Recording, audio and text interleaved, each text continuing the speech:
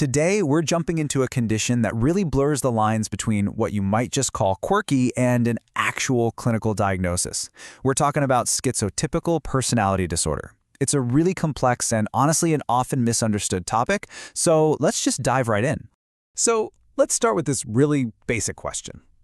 We've all known people we describe as eccentric or a bit quirky, right? But where is that line? When does a unique personality cross over into what doctors would call a disorder? That's really the core question we're going to be tackling today. All right, so let's get the official definition on the table. Schizotypal personality disorder, or STPD for short, is what's known as a cluster A disorder. You can basically think of this cluster as the category for personality types that are often seen as odd or eccentric. The real hallmarks are this powerful mix of intense social discomfort, some distorted ways of thinking, and pretty unconventional behaviors. And you know, this might surprise you, but it's not all that rare. It's estimated to affect about 3 to 4% of the population. I mean, think about that. It means you've almost certainly crossed paths with people who experience the world in this way. It's also worth noting it seems to be slightly more common in men. Okay, so to really get a handle on STPD, we need to break down how it actually shows up in a person's life. It isn't just one single thing, but a whole pattern of experiences that you can pretty neatly group into 3 main categories. So here are the 3 big areas. We've got the social, the cognitive, and the behavioral. And the key thing to remember is that while they're distinct, they all feed into each other. So we're going to look at the social and interpersonal world, then we'll dive into the internal world of thoughts and perceptions, and finally, we'll see how all of that shows up on the outside. Let's kick things off with the social side. First up, the social experience. And look, this goes way beyond just being shy. We're talking about a deep, pervasive social anxiety that doesn't really get better even with people they know well. A lot of the time, this is fueled by a constant suspicion of other people's motives, which, as you can imagine, makes it incredibly difficult to form close friendships outside of maybe immediate family. You might also notice that their emotional reactions can seem a little off or mismatched to whatever's happening. Okay, now let's move into the internal world, because this is where things get really fascinating. A major feature is something called ideas of reference. This is the powerful feeling that random, totally unrelated events hold some kind of special personal meaning. Like, for example, thinking a song that comes on the radio is a secret message meant only for you. This often goes hand in hand with what's called magical thinking, a strong belief in things like a sixth sense, telepathy, or clairvoyance. Some people might even have strange perceptual experiences, like feeling a presence in a room when nobody's there. And this is how that really unique internal world can manifest on the outside. This could look like eccentric mannerisms, a very particular or unusual style of dress, or a way of speaking that's super vague or full of metaphors, which can make it hard for other people to follow along. You also often see what's called constricted affect, which just means their range of emotional expression can seem very limited or kind of flat. So naturally, the big question is, why? Where does this come from? And like with most personality disorders, there's no single simple answer.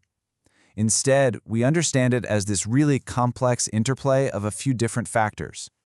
Well, research points to a combination of things. First off, there's a really strong genetic link. STPD is way more common in relatives of people who have schizophrenia, which suggests there's some shared genetic vulnerability there. Then you have neurobiological factors, like potential issues with the brain's dopamine system. And finally, you absolutely can't discount life experiences.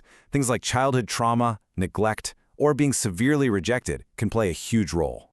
To really get STPD, you have to know what it's not. There can be a lot of overlap with other conditions, which can cause some confusion. So let's just take a moment to clear up some of the most common mix-ups. Okay, this is probably the single most important distinction to make.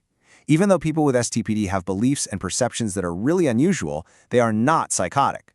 What that means is they haven't lost their fundamental connection to reality. Their odd beliefs might be a bit flexible, and they can often acknowledge that other people see things differently. That's a world away from the fixed, unshakable delusions you see in schizophrenia. This comparison just makes that difference crystal clear. On the left, with STPD, that basic reality testing is still there. They have odd beliefs, sure, but not persistent, full-blown delusions or hallucinations. On the right, with schizophrenia, reality testing is impaired. That's where those persistent delusions and hallucinations are core symptoms of the illness.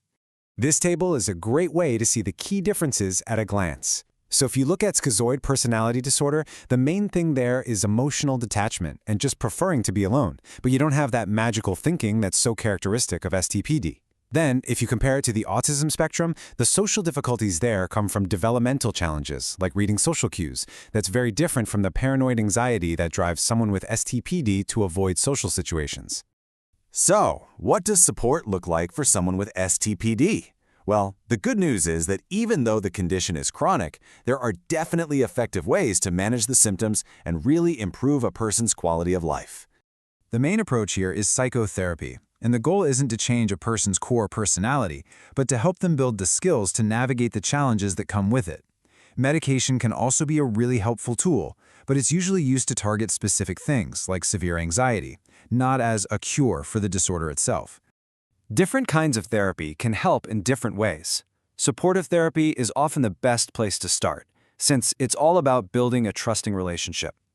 Cognitive behavioral therapy, or CBT, can be great for gently questioning some of those paranoid thoughts and easing social anxiety.